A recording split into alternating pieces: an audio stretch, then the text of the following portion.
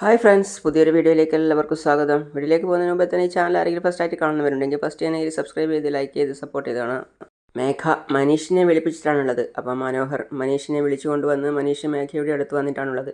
അപ്പോൾ മനീഷ് പറയാണ്, നീ എന്തായാലും നല്ല കാര്യത്തിനൊന്നും എന്നെ വിളിപ്പിക്കില്ലെന്ന് എനിക്കറിയാം. മേഘ സന്തോഷത്തോടെ ചിരിക്കുകയാണ്. അപ്പം മനീഷ് വീണ്ടും പറയാണ്, നീ എന്ത് പറഞ്ഞാലും ഞാനത് സമ്മതിക്കാൻ പോകുന്നില്ല. എന്തിനാ ഇരുന്ന് സംസാരിക്കുന്നത്? അപ്പം മേഘ ചിരിച്ചുകൊണ്ട് പറയാണ്, കൊള്ളാലോ, എന്നെക്കുറിച്ച് നന്നായിട്ട് മനസ്സിലാക്കിയിട്ടുണ്ടല്ലോ. ശരി, ഞാൻ ചുറ്റി വളച്ചൊന്നും പറയുന്നില്ല. നേരെ കാര്യത്തിലേക്ക് വരാം. എന്നിട്ട് അമ്മാവനോട് പറയാണ്, അമ്മാവാ, ആ 10 ലക്ഷം രൂപ ഇങ്ങെടുക്ക്. ആ ശരി മോളെ. അമ്മാവൻ ബാഗ് തുറന്ന് 10 ലക്ഷം രൂപ എടുത്ത് ടേബിൾ മേശപ്പുറത്ത് വെച്ചു. അപ്പോൾ മേഘ പറയാണ് മനീഷിനോട് ചിരിച്ചുകൊണ്ട്, ഇത് മുഴുവൻ നിനക്കാ, എടുത്തോ. മനീഷ് പണത്തെയും മേഘയെയും നോക്കി എന്നിട്ട് ചോദിക്കുകയാണ്, എനിക്കെന്തിനാ ഇത്രയും പണം? നീ എന്നേക്കുമായിട്ട് പ്രിയയിൽ നിന്നും അകന്നു പോകണം. അത് കേട്ട് മനീഷ് ഞെട്ടി. ഞാൻ പ്രിയയെ നന്നായിട്ട് നോക്കിക്കോളാം. അവൾക്ക് ഒരു കുറവും ഇല്ലാതെ നന്നായിട്ട് ഞാൻ നോക്കിക്കോളാം. അവളെക്കുറിച്ചോർത്ത് നീ വിഷമിക്കുകയും വേണ്ട. ഈ പണം കൊണ്ടുപോയി സ്വന്തം നാട്ടിൽ എന്തെങ്കിലും ബിസിനസ് ചെയ്ത് ജീവിക്കാൻ നോക്ക്. നിനക്ക് ആരെ വേണമെങ്കിലും വിവാഹം കഴിക്കാം, ആരോടൊപ്പം വേണമെങ്കിലും കഴിയാം. നിന്റെ ലൈഫിൽ ഞാൻ ഇടപെടാൻ വരില്ല. അത് കേട്ട് മനോഹറും എന്ന് മൂളുകയാണ്. അതുപോലെ നീയും എൻ്റെ ലൈഫിൽ ഇടപെടാൻ പാടില്ല. എൻ്റെ മോളെ ഇനിമേലിൽ ഡിസ്റ്റർബ് ചെയ്യാനും പാടില്ല. ഈ ക്യാഷ് എടുത്തോ. ഇനിയിപ്പോൾ ഈ പണം പോരെങ്കിലും ചോദിക്ക്, ഞാൻ തരാം. പക്ഷേ നീ പ്രിയയിൽ നിന്നും പൂർണ്ണമായിട്ടും അകന്നു പോകണം. അതൊക്കെ കണ്ട് മനീഷ് പറയാണ്, ഓ, അപ്പോൾ പ്രിയയ്ക്ക് നീ ഇട്ടിരിക്കുന്ന വില വെറും 10 ലക്ഷം രൂപയാണോ? ഞാൻ പറഞ്ഞല്ലോ, നീ എത്ര ചോദിച്ചാലും ഞാൻ തരുമെന്ന്. തൽക്കാലം ഇതെടുത്തോ. എപ്പോഴൊക്കെ നിനക്ക് പൈസ ആവശ്യമായി വരുന്നോ അപ്പോഴൊക്കെ നീ എന്നോട് ചോദിച്ചോളൂ, ഞാൻ പണം തരാം. പക്ഷേ ഇനിമേലിൽ നീ പ്രിയയുടെ മുഖത്ത് പോലും നോക്കാൻ പാടില്ല. പിന്നെ മനീഷ് ആ പണത്തിൻ്റെ 2 കെട്ടും കയ്യിലെടുത്തിട്ട് അപ്പുറം ഇപ്പുറം നോക്കിയിട്ട് അവൻ രണ്ടും കൂട്ടിച്ചേർത്ത് വെക്കുകയാണ്. അത് കണ്ട് മനോഹറും മേഘയും പരസ്പരം നോക്കിയിട്ട് ചിരിക്കുകയാണ്. മേഘ അത് കണ്ട് ഒന്നും പറയാതെ നിന്നില്ല. മേഘ പെട്ടെന്ന് പറയാണ്, കൊള്ളാലോ, നീ പെട്ടെന്ന് കർപ്പൂരത്തെ പോലെ പെട്ടെന്ന് കത്തിയല്ലോ. നീ പെട്ടെന്ന് ആളിക്കത്തിയല്ലോ. ഇങ്ങനെയാണ് വേണ്ടത്. അപ്പം തന്നെ മനീഷ് വേറെ ഒന്നും പറയാതെ പറയാണ്, ശരി, ഞാൻ ഇറങ്ങുന്നു. മേഘയും മനോഹരും അത് കണ്ട് ചിരിക്കുകയാണ്. അപ്പോൾ മനോഹർ പറയാണ്, എന്താ മേഘ, ഒരുപാട് വാശി പിടിക്കും എന്ന് കരുതിയപ്പോൾ അവൻ പെട്ടെന്ന് പണം അങ്ങെടുത്തല്ലോ. ആദ്യമേ ഇത് അറിഞ്ഞിരുന്നെങ്കിൽ അവന് പെട്ടെന്ന് തന്നെ പണവും കൊടുത്ത് വിടാമായിരുന്നല്ലോ. അതേ അമ്മാവാ, ഞാനും അവനെക്കുറിച്ച് എന്തൊക്കെയോ വിചാരിച്ചു. അമ്മാവൻ പറഞ്ഞ പ്ലാൻ ഈസി ആയിട്ട് വർക്കൗട്ടായല്ലോ. മേഘ, ഇനി ആ മനീഷ് പ്രിയയെ ഡിസ്റ്റർബ് ചെയ്യേയില്ല. ആ, നീ വിചാരിച്ചതുപോലെ ഒരു ജീവിതം ഉണ്ടാക്കിയെടുത്ത് സമാധാനമായി ജീവിക്കുക. മനോഹർ ആ പറഞ്ഞത് മേഘയ്ക്ക് ഇഷ്ടപ്പെട്ടു. മേഘ ഓർത്ത് ചിരിക്കുകയാണ്. പിന്നെ കാണിക്കുന്നത് ചന്ദ്രിക ക്ഷേത്രത്തിൽ നിന്നും പ്രാർത്ഥിച്ചുകൊണ്ടിരിക്കുകയാണ്. അതേസമയം പ്രാർത്ഥനയൊക്കെ കഴിഞ്ഞതിന് ശേഷം അവിടുത്തെ പൂജാരി ചന്ദ്രികയ്ക്ക് പ്രസാദമൊക്കെ കൊണ്ടു കൊടുക്കുകയാണ്. പ്രാർത്ഥിച്ച് ഇറങ്ങി വരുമ്പോഴാണ് സിദ്ധു സാർ അതുവഴി വരുന്നത് കണ്ട്. അപ്പോൾ ചന്ദ്രിക പറയാണ്, സാർ, ഞാൻ അമ്പലത്തിൽ കാണുമെന്ന് സാറിന് എങ്ങനെ മനസ്സിലായി? എന്താ ചന്ദ്രികയെ, എനിക്ക് ഇതും കൂടെ മനസ്സിലാവില്ലെന്നാണോ? എൻ്റെ മനസ്സിലല്ലേ ഞാനുള്ളത്. അത് പറഞ്ഞ് രണ്ടുപേരും ചിരിക്കുകയാണ്. എന്നിട്ട് ചന്ദ്രിക ചോദിക്കുകയാണ്, ഓ, അതുകൊണ്ടാണോ എനിക്ക് ഒരുപാട് ദൂരം നടക്കാൻ പറ്റാത്തത്? അതെ അതെ, നല്ല ഭാരാണല്ലോ. ചന്ദ്രികയെ, നിനക്കൊരു ഗുഡ് ന്യൂസ് ഉണ്ട്. എന്താ സാർ? ഗവൺമെൻറ് കോളേജിലെ കുട്ടികൾക്ക് സ്കൂൾ യൂണിഫോം തയ്ക്കാനുള്ള ടെൻഡറിന് നമ്മളെ അവർ വിളിച്ചിട്ടുണ്ട്. അതുകൊണ്ട് അതിൽ ചേരുന്നതിനായിട്ട് നിൻ്റെ പേരാണ് ഞാൻ കൊടുത്തിട്ടുള്ളത്. നാളെ തന്നെ നമ്മൾ ടെൻഡർ ഓഫീസിൽ പോകേണ്ടി വരും. ഗവൺമെൻറ് ഓർഡറാണെന്ന് പറയുന്നു. എന്തായാലും നല്ല വർക്ക് ഓർഡർ ആയിരിക്കുമല്ലോ. സാർ, അതൊക്കെ നമുക്ക് ചെയ്യാൻ പറ്റുമോ? കിട്ടുന്നതും കിട്ടാത്തതും രണ്ടാമത്തെ കാര്യം. ആദ്യം ഈ ടെൻഡറിന് വേണ്ടി നമ്മൾ വിശ്വാസത്തോടെ ഇറങ്ങണം. കിട്ടിയെന്ന് വെച്ചോ, നമ്മളത് സന്തോഷത്തോടെ ചെയ്യും. എനിക്ക് എന്നോടുള്ള വിശ്വാസത്തേക്കാൾ സാറിന് എന്നോടുള്ള വിശ്വാസമാണ് കൂടുതൽ. ആ വിശ്വാസം ഉറപ്പായിട്ടും ഞാൻ സംരക്ഷിക്കും. അത് പറഞ്ഞ് രണ്ടുപേരും പരസ്പരം നോക്കി ചിരിക്കുകയാണ്. അത് കഴിഞ്ഞ് ചന്ദ്രിക പറയാണ്, ദാ പ്രസാദം എടുത്തോളൂ സാർ. നമുക്ക് ഈ ഗവൺമെൻറ് ടെൻഡർ ഉറപ്പായും കിട്ടും എന്ന് പറഞ്ഞ് സിദ്ധു അതിൽ നിന്നും പ്രസാദം എടുത്ത് ചന്ദ്രികയുടെ നെറ്റിയിലാണ് വെച്ചു കൊടുക്കുന്നത്. ചന്ദ്രിക അപ്പം തന്നെ അപ്പുറത്തും ഇപ്പുറത്തും നോക്കുകയാണ്, ആരെങ്കിലും കാണുന്നുണ്ടോ എന്ന് വിചാരിച്ചിട്ട്. എന്നിട്ട് ചന്ദ്രിക ചോദിക്കുകയാണ്, എന്താ സാർ ഇത്? അന്നേ ഞാൻ സാറിനോട് പറഞ്ഞതല്ലേ ഇങ്ങനെയൊന്നും ചെയ്യരുതെന്ന്. അതെന്താ? ആരെങ്കിലും കണ്ടാൽ തെറ്റിദ്ധരിക്കില്ലേ? എന്താ ചന്ദ്രികയെ, ആരെങ്കിലും കണ്ട് തെറ്റിദ്ധരിക്കാൻ മാത്രം ഇവിടെ എന്താ സംഭവിച്ചതെന്ന് എനിക്ക് മനസ്സിലാവുന്നില്ല. നിനക്ക് ആ ഗവൺമെൻറ് ടെൻഡർ കിട്ടണമെന്ന് ഞാൻ മനസ്സറിഞ്ഞ് പ്രാർത്ഥിച്ചതുകൊണ്ടാണ് ആ കുങ്കുമം നെറ്റിയിൽ തൊട്ടത്. ഇതിൽ മറ്റുള്ളവർ തെറ്റിദ്ധരിക്കാൻ മാത്രം ഒന്നുമില്ല. സാർ ഇങ്ങനെ തന്നെയാ, എപ്പോഴും ഓരോ ന്യായം പറഞ്ഞുകൊണ്ടിരിക്കും. അതൊക്കെ അവിടെ നിൽക്കട്ടെ. ഇപ്പോൾ ഞാൻ നിനക്ക് കുങ്കുമം തൊട്ടു തന്നതുപോലെ നീയും എനിക്ക് തൊട്ടു തരേണ്ടതല്ലേ? അതൊന്നും വേണ്ട സാർ, വരൂ എന്ന് പറഞ്ഞ് ചന്ദ്രിക നടക്കുകയാണ്. സിദ്ധു പോകാത്തത് കണ്ടിട്ട് വീണ്ടും ചന്ദ്രിക തിരിഞ്ഞു നിന്ന് വിളിക്കുകയാണ്, സാർ വരൂ സാർ, വാശി പിടിക്കാതെ വരൂന്നേ. സിദ്ധു ആക്ഷനായിട്ട് കാണിച്ചു കൊടുക്കുകയാണ്. അപ്പോൾ ചന്ദ്രിക പറയാണ്, തൊട്ട് തന്നില്ലെങ്കിൽ സാറ് വിടില്ലല്ലോ. ചന്ദ്രിക പിന്നെ അപ്പുറത്തും ഇപ്പുറത്തും നോക്കിയതിന് ശേഷം സിദ്ധുവിന് തൊട്ട് കൊടുക്കുകയാണ്. ചന്ദ്രികയുടെ കൈകൊണ്ട് പ്രസാദം സിദ്ധുവിനെ തൊട്ട് വെച്ച് കൊടുത്തപ്പോഴാണ് സിദ്ധുവിന് സന്തോഷമായത്. ചന്ദ്രിക ചോദിക്കുകയാണ്, ഇനി പോകാവോ അല്ലേ? പോകാലോ. പിന്നെ അടുത്ത ദിവസം രണ്ടുപേരും ഓഫീസിൽ വരികയാണ്. അപ്പോൾ വണ്ടി നിർത്തിയതിന് ശേഷം സിദ്ധു ചന്ദ്രികയോട് പറയാണ്, ചന്ദ്രികയെ, ടെൻഡർ ഓഫീസ് എത്തി, ഇറങ്ങാം. ശരി. അപ്പോൾ ചന്ദ്രിക ഇറങ്ങാണ്. അപ്പോൾ സാരി അവിടെ കൊളത്തിപ്പോയി. അതിനുശേഷം ചന്ദ്രിക പറയാണ്, സാർ എന്തിനാ സാർ എൻ്റെ സാരി തുമ്പ് പിടിച്ചിരിക്കുന്നത്? സിദ്ധു ചിരിച്ചുകൊണ്ട് പറയാണ്, ഞാൻ നിൻ്റെ സാരി തുമ്പൊന്നും പിടിച്ചിട്ടില്ല, അതവിടെ കുരുങ്ങിയതാണ്, ദേ നോക്ക്. അയ്യോ. ചന്ദ്രിക പറയാണ്, അയ്യോ. അപ്പോൾ സിദ്ധു പറയാണ്, അയ്യോ അയ്യോ, വാ. പിന്നെ അവിടെ കൗണ്ടറിൽ സിദ്ധു എത്തിയിട്ട് പറയാണ്, madam, short tender application form വേണം. സാർ 50,000 ഡെപ്പോസിറ്റ് അടയ്ക്കണം. ചെയ്യാം മാഡം. അത് ആ കൗണ്ടറിൽ അടച്ചിട്ട് ചെല്ലാനം വാങ്ങിയിട്ട് വരണം. അപ്പോൾ ഫോം തരാം. ഓക്കെ. ഓക്കെ, വാ ചന്ദ്രിക. കൗണ്ടർ എവിടെയാണ്? നമുക്ക് പോയി അടച്ചിട്ട് വരാം. ചന്ദ്രിക അവിടെ ഇരുന്നയാളോട് പറയാണ്, സാർ ടെൻഡറിനുള്ള പണം അടക്കണം. അടക്കാം.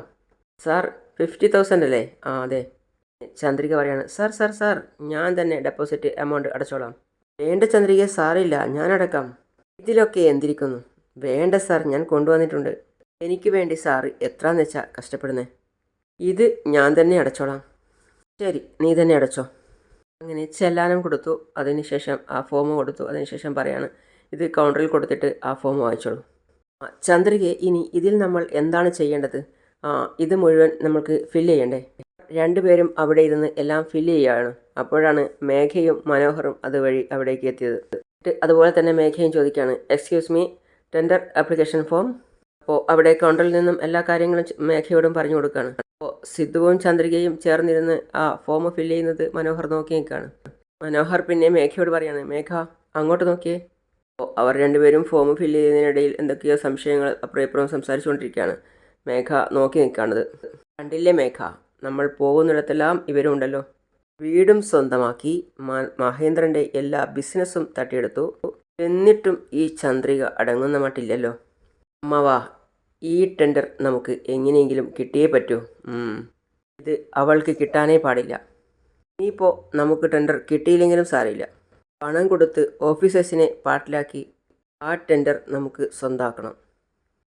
ശരി മോളെ, അങ്ങനെ തന്നെ ചെയ്യാം. ഞാൻ പോയി പണമടച്ച് ഫോം വാങ്ങിയിട്ട് വരാം. മനോഹർ പോയിട്ട് പറയാണ്, സാർ നമസ്കാരം, ടെൻഡറിന് പണമടക്കേണ്ടത് ഇവിടെയാണോ? അതെ. അതേസമയം മേഘ ചന്ദ്രികയെയും സിദ്ധുവിനെയും തന്നെ നോക്കി നിൽക്കുകയാണ്. ഇതാ സാർ, 50,000 രൂപയുണ്ട്. ശരി സാർ, ഇത് അവിടെ കൊടുത്താൽ മതിയാവുമല്ലോ? മതി. മേഘ പണം അടച്ച് ചെല്ലാനം വാങ്ങിച്ചു. ഓക്കെ അമ്മവാ. ഇതാ ചെല്ലാനം. മേഘ സിദ്ധുവിൻ്റെയും ചന്ദ്രികയുടെയും ഫോമൊക്കെ ഫില്ല് ചെയ്തതിന് ശേഷം സിദ്ധു വീണ്ടും പറയാണ്, ഒരു മിനിറ്റ്, ഇത് ഒന്നുകൂടി ചെക്ക് ചെയ്യണം. എനിക്കൊരു കോൾ വരുന്നുണ്ട്, നീ ചെക്ക് ചെയ്യ്. ശരി സാർ. ഹലോ, പറഞ്ഞോളൂ സാർ, സിദ്ധു കോൾ ചെയ്യാണ്. ഫോം ഫില്ല് ചെയ്ത് തന്നേക്ക്. ശരി അമ്മാവ. അപ്പോഴേക്കും ചന്ദ്രികയും അവിടെ ഫോം ഫില്ല് ചെയ്തുകൊണ്ട് എത്തിയ മാഡം എന്ന് പറഞ്ഞ് ചന്ദ്രിക ഫില്ല് ചെയ്ത ഫോം കൊടുക്കുകയാണ്. അപ്പോഴാണ് മേഘയും മനോഹറും അവിടെ നിൽക്കുന്നത് ചന്ദ്രിക കാണുന്നത്. ഇത് സംസാരിച്ചുകൊണ്ടിരിക്കുകയാണ്. അപ്പോൾ മനോഹർ ചന്ദ്രികയെ കണ്ടപ്പോൾ വിളിക്കുകയാണ്, മേഘ, ചിലർക്ക് ആഗ്രഹം എന്താണെന്നറിയാമോ? കലക്ടർ ആവാനാ. പക്ഷേ കഴുതയാവാനായിരിക്കും യോഗം. അത് കേട്ട് ചന്ദ്രിക നോക്കുകയാണ്. രണ്ടുപേരും ചിരിക്കുകയാണ്. എന്നിട്ട് മേഘ പറയാണ്, അമ്മാവൻ പറയുന്നത് ശരിയാ. അതേസമയം സിദ്ധു കോൾ കട്ട് ചെയ്തിട്ട് നോക്കുകയാണ്. അപ്പോഴാണ് മേഘയെയും മനോഹറിനെയും കാണുന്നത് ചന്ദ്രികയുടെ അടുത്ത് നിൽക്കുന്നത്. മനോഹർ പറയാണ് ചന്ദ്രികയുടെ നോട്ടം കണ്ടിട്ട്, എന്താ തുറച്ചു നോക്കുന്നത്? ഇതൊക്കെ വേറെ ആരുടെങ്കിലും മതി, ചെല്ല്. അതൊക്കെ നോക്കി നിന്നതിന് ശേഷം സിദ്ധു എണീറ്റ് പോവുകയാണ്. എന്താ ചന്ദ്രികയെ, സിദ്ധു ചോദിക്കുകയാണ്. സിദ്ധു സാർ, മനോഹർ ആവശ്യമില്ലാതെ എന്നോട് വഴക്കിന് വരിക. മനോഹർ ചിന്തിക്കുകയാണ്. അയ്യോ, പ്രശ്നമായല്ലോ. സിദ്ധുവും പറയാണ്, അങ്ങനെയാണോ? സിദ്ധു അപ്പം തന്നെ കൈ ഒന്ന് ചുരുട്ടി വെക്കുകയാണ്. അപ്പോൾ മനോഹർ മനസ്സിൽ വിചാരിക്കുകയാണ്, ഇവനെന്തിനാ ഈ മുറുക്കുന്നത്? സിദ്ധു കൈയിൻ്റെ ബട്ടൺസൊക്കെ അഴിച്ചിട്ടിട്ട് കൈയൊക്കെ കയറ്റി വെക്കുകയാണ് ഷർട്ടിൻ്റെ. എന്നിട്ട് പറയാണ് പോയിട്ട്, എന്താ മനോഹര, ശരീരമൊക്കെ നല്ല പോലെ വിറക്കുന്നുണ്ടല്ലോ. നോക്ക് സിദ്ധു, ഞാനും മേഘയും നിന്നോട് വഴക്കിന് വന്നതല്ല, ഓർഡർ വാങ്ങിക്കാൻ വേണ്ടി വന്നതാ. മനസ്സിലായോ മേഘ? വാ പോകാം. പോകാമെന്ന്? നമ്മൾ ടെൻഡറിൻ്റെ കാര്യത്തിനല്ലേ വന്നത്? പോയതിന് ശേഷം ചന്ദ്രിക സിദ്ധുവിനോട് പറയാണ്, സാറില്ല സാർ. അപ്പോൾ തന്നെ മേഘയും മനോഹറും ഒരു സോഫയിൽ പോയിരുന്നു ഫോം ഫില്ല് ചെയ്യാൻ വേണ്ടിയിട്ട്. അന്നേരം മേഘ ചോദിക്കുകയാണ്, അമ്മാവനെന്തിനാ എപ്പോഴും സിദ്ധുവിനെ കാണുമ്പോൾ ഇങ്ങനെ പേടിക്കുന്നേ? എന്താ മേഘ, ഞാൻ തല്ലിയാൽ അവൻ ചത്തുപോകും എന്ന് പേടിച്ചിട്ടാ. പിന്നെ ഞാൻ തന്നെ ജയിലിൽ പോകണ്ടേ? ശരിക്കും അമ്മാവൻ സിദ്ധുവിനെ അടിക്കും അമ്മാവ? അതെന്താ അങ്ങനെ ചോദിച്ചത്? ഈ അമ്മാവൻ്റെ തല നീ കണ്ടിട്ടില്ലല്ലോ. അമ്മാവൻ ഒരു ഇടി കൊടുത്താൽ 10 ഇടിക്ക് തുല്യ. അത് കഴിഞ്ഞ് മനോഹർ പറയാണ്, ഞാൻ സിദ്ധുവിൻ്റെ കയ്യിൽ നിന്നും അടി വാങ്ങിച്ചത് ഇവൾ കണ്ടിട്ടില്ല, അതുകൊണ്ടാണ് വിശ്വസിച്ചിരിക്കുന്നത്. ഇതാ നീ ആദ്യം ഫോം ഫില്ല് ചെയ്യൂ. വെറുതെ ഓരോന്ന് പറയുന്നു. അമ്മാവ ആ പെന്നിങ് തന്നെ. അതൊക്കെ നമുക്ക് പിന്നെ നോക്കാം. അപ്പോൾ മേഘ പെന്ന് വാങ്ങിച്ചിട്ട് ഫോം ഫില്ല് ചെയ്യാണ്. അവിടെ എത്തി എല്ലാവരും. എന്നിട്ട് ചന്ദ്രിക സിദ്ധുവിനോട് പറയാണ്, സാർ, ഈ ഗവൺമെൻറ് ടെൻഡർ എന്തായാലും വാങ്ങണം സാർ. കിട്ടിയാൽ വളരെ നന്നായിരിക്കും. ഇതുപോലെ വർഷത്തിൽ 2 ടെൻഡർ കിട്ടിയെന്ന് വെച്ചോ, നമ്മുടെ കമ്പനിയുടെ ടേൺ ഓവർ തന്നെ നല്ല ഹൈ ലെവലായിരിക്കും. പിന്നെ ഈസി ആയിട്ട് മേഘയെ കിടത്തിവെട്ടി പോകാനും പറ്റും. ഇതൊക്കെ സാധിക്കോ സാർ? അതൊക്കെ നടക്കുന്നേ, നീ ധൈര്യമായിട്ടിരിക്കെ. നമുക്ക് നോക്കാം. അപ്പോഴേക്കും മനോഹറും മേഘയും വന്ന് അവിടെ ഇരുന്നു. പിന്നെ അവിടെ ഒരു സെക്യൂരിറ്റി വന്നിട്ട് ചോദിക്കുകയാണ്, ടെൻഡറിന് അപ്ലൈ ചെയ്യാനുള്ള എല്ലാവരും വന്നിട്ടുണ്ടോ? വന്നിട്ടുണ്ട്. മനോഹറും ആക്കിയിട്ട് പറയാണ്, വന്ന് സാറ് ഉടനെ തന്നെ വരും, എല്ലാവരും കുറച്ച് നേരം വെയിറ്റ് ചെയ്യും. അപ്പോഴേക്കും സാറും അനുയായികളും അവിടെ എത്തി. എന്നിട്ട് പറയാണ്, നമസ്കാരം സാർ, എല്ലാവരും ഇരുന്നോളൂ. സാറ് വന്നിട്ട് പറയാണ്, കേരള ഗവൺമെൻറ്റിൻ്റെ കീഴിൽ ഗവൺമെൻറ് സ്കൂളുകൾക്ക് യൂണിഫോം തയ്ക്കണം ഉള്ള ടെൻഡർ കൊടുക്കുന്നതിന് ഓർഡർ പാസ്സായിട്ടുണ്ട്. ആരാണോ ചെറിയ എമൗണ്ട് കോട്ട് ചെയ്യുന്നത് അവരുടെ കമ്പനി പ്രൊഫൈൽ നോക്കിയിട്ട് അവർക്ക് ഗവൺമെൻറ് ഈ ഓർഡർ കൊടുക്കും. ഗവൺമെൻറ് 1,25,00,000 ബഡ്ജറ്റ് ഫിക്സ് ചെയ്തിരിക്കുകയാണ്. ഈ എമൗണ്ടിൽ നിന്ന് നിങ്ങൾക്ക് എത്ര കുറച്ച് എമൗണ്ട് കുറച്ച് കൊടുക്കാൻ പറ്റും, അത് നിങ്ങളുടെ കൊട്ടേഷൻ കോട്ട് ചെയ്യണം. ടെൻഡർ ഫോം ഫില്ലപ്പ് ചെയ്ത് നിങ്ങളുടെ ആ കൊട്ടേഷൻ ഈ ബോക്സിൽ ഇട്ടിട്ട് നിങ്ങൾക്ക് പോകാം. ആരാണോ ഏറ്റവും കുറഞ്ഞ എമൗണ്ട് കോട്ട് ചെയ്തിരിക്കുന്നത് അവർക്ക് ഈ ഓർഡർ ലഭിക്കും. മേഘ അമ്മാവനോട് ചോദിക്കുകയാണ്, അമ്മാവാ നമുക്ക് എത്ര കോട്ട് ചെയ്യാം? മേഘ, വലിയ ഓർഡറാണ്. ഗവൺമെൻറ് ബഡ്ജറ്റിനേക്കാളും ഒരു 10% കുറച്ച് കോട്ട് ചെയ്താൽ ശരിയാവും എന്ന് തോന്നുന്നു. അങ്ങനെയല്ല അമ്മാവ, നമുക്ക് 20% കുറച്ച് കൊട്ടേഷൻ കൊടുത്ത് നോക്കാം. അപ്പോൾ ഉറപ്പായിട്ടും നമുക്ക് തന്നെ ആ ടെൻഡർ കിട്ടും. ഒരു കാരണവശാലും ഈ ടെൻഡർ ചന്ദ്രികയ്ക്ക് കിട്ടാൻ പാടില്ല. ഇതിൽ നമുക്ക് വലിയ പ്രോഫിറ്റ് കിട്ടിയില്ലെങ്കിലും സാരമില്ല. ഈ ടെൻഡർ കിട്ടിയാൽ അടുത്ത തവണയും നമുക്കിത് ഈസി ആയിട്ട് സ്വന്തമാക്കാം. അതുപോലെ തന്നെ ചന്ദ്രിക സിദ്ധുവിൻ്റെ അടുത്തും ചോദിക്കുകയാണ്, സാർ നമുക്ക് എത്ര ബഡ്ജറ്റ് കോട്ട് ചെയ്യാം?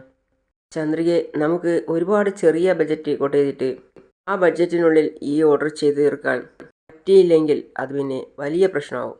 പിന്നെ ഗവൺമെൻറ് നമ്മുടെ മേൽ ആക്ഷൻ എടുക്കും. ശരി, നമുക്ക് ജെന്യൂനായിട്ട് എന്ത് ചെയ്യാൻ പറ്റുമോ അതനുസരിച്ച് നമുക്ക് കോട്ട് ചെയ്യാം. സാറ് തന്നെ പറയൂ എത്ര ബഡ്ജറ്റ് കൊടുക്കാമെന്ന്. എൻ്റെ മൈൻഡിൽ ഒരു എമൗണ്ട് ഉണ്ട്, അതെഴുതാം. പിന്നെ അവിടെ കൂടിയിരുന്ന എല്ലാവരും അതേ സംശയം തന്നെ ചർച്ച ചെയ്യുകയാണ്. പിന്നെ എല്ലാവരും ആ ബോക്സിൽ കൊണ്ടുപോയി ഇടുകയാണ്. മേഘയും പറയാണ്, അമ്മാവ നമുക്കും കൊണ്ടുപോയി അതിൽ ഇടാം. ചന്ദ്രിക അവിടെ ഇരുന്നു കൊണ്ട് തന്നെ പോയിക്കൊണ്ടിരിക്കുന്ന ഓരോരുത്തരെയും നോക്കുകയാണ്. അതിനുശേഷം മേഘയും മനോഹറും പോവുകയാണ്.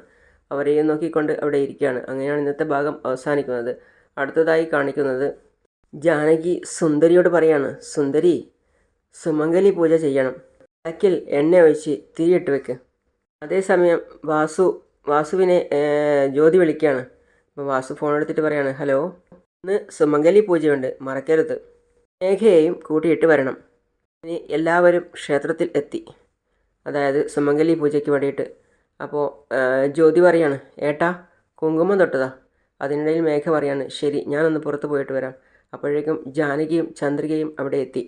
ജാനകി കയറി വരുമ്പോൾ തന്നെ കാണുന്നത് വാസു ജ്യോതിക്ക് കുങ്കുമം തൊട്ട് കൊടുക്കുന്നതാണ്. അതിനുശേഷം ഒരു താലിയും കെട്ടിക്കൊടുക്കുകയാണ്. വാസു പെട്ടെന്ന് തിരിഞ്ഞു നോക്കിയ സമയത്ത് കാണുന്നത് പിന്നിൽ ജാനകി ഇരിക്കുന്നതാണ്. ജാനകി കരഞ്ഞുകൊണ്ട് പറയാണ്, എന്താ ഇതൊക്കെ, എനിക്ക് എൻ്റെ കണ്ണുകളെ വിശ്വസിക്കാൻ പറ്റുന്നില്ല. രംഗം വഷളായി എന്ന് കണ്ടപ്പോൾ മേഘ അകത്തു നിന്ന് പതിയെ പുറത്തേക്ക് പോയി. എന്നെ ആരുടെയും ശ്രദ്ധയിലും പെടണ്ട എന്ന് കരുതി എന്നോട് നിങ്ങൾ ഇങ്ങനെ ഒരു ദ്രോഹം ചെയ്തല്ലോ. അപ്പം തന്നെ ജാനകിയുടെ കാല് പിടിക്കാൻ പോവുകയാണ് ജാനകി. അപ്പോൾ ജാനകി കൈ ചുരുട്ടി മുഖത്ത് അപ്പുറം ഇപ്പുറവും മാറി മാറി അടിക്കുകയാണ്. ഏയ്, കാര്യവും ചെയ്തിട്ട് എൻ്റെ കൺമുന്നിൽ വന്ന് നിൽക്കുന്നു, നീ എൻ്റെ കൺമുന്നിൽ കണ്ടുപോകരുത് എന്ന് പറയാണ്. അപ്പോഴാണ് ജ്യോതി പറയുന്നത്, എന്തിനാ അടിച്ചത്, ഇവരെയും കൊണ്ട് പുറത്തു പോ. അപ്പോൾ ചന്ദ്രിക, ഏയ് ഏയ് നീ ആരുടെ പുറത്തു പോകാൻ പറയുന്നത് എന്ന് പറഞ്ഞ് ചന്ദ്രിക അടുത്ത് വന്ന് ജ്യോതിയെ അപ്പുറവും ഇപ്പുറമായിട്ട് മാറി മാറി അടിക്കുകയാണ്. ജാനകി അവിടെ എന്ത് ചെയ്യണം എന്നറിയാതെ ഇരിക്കുകയാണ്. അങ്ങനെയാണ് ഇന്നത്തെ ഭാഗം അവസാനിക്കുന്നത്. അടുത്ത പുതിയ വിശേഷമായിട്ട് വീണ്ടും കാണാം. അതുവരെ ഈ ചാനൽ സബ്സ്ക്രൈബ് ചെയ്യാതെ ആരെങ്കിലും കാണുന്നുണ്ടെങ്കിൽ പെട്ടെന്ന് തന്നെ കാണുന്നതിൻ്റെ ഇടയിൽ സബ്സ്ക്രൈബ് ചെയ്ത് ലൈക്ക് ചെയ്ത് സപ്പോർട്ട് ചെയ്ത് കാണാം. ഫീഡ്ബാക്ക് എന്താണെങ്കിലും അറിയിക്കുക. അപ്പോൾ അടുത്ത പുതിയ വിശേഷമായിട്ട് വീണ്ടും കാണാം. അതുവരേക്കും സീ യു ഓൾ.